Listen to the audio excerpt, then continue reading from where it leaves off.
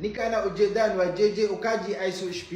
ISO Speed oo JJ Okaji ku qabsaday maxaad ii wadi weysay markii aad Soomaaliya aad aadeysay bal fiir ninka saasta waa ISO Speed oo dunida caalamka idin raadinayaan mar la wadankeena moono imaado si ay dadka u arkaan wadankeena wax yaalo si oo dadka caalamka u tuso ninkana ujeedin waxa ku xiran bartiisa YouTube-ka 39 milyan hal kamar oo live stream oo soo galan 500 oo kun oo qof ilaa 1 milyan aad daawato iyo in ka sii badanba hal mar Muqdisho ninkan imaado Soomaaliya oo live ka galo oo istaadiyo Muqdisho bisla lagu casuumo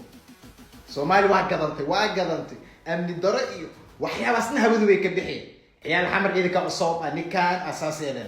videoga meel fog gaarsiya ISO Speed mar dhow idin soo socda inay imaan doono asigana soo dhaweeya hadii videoidaas ashir gareysan aad tagtaan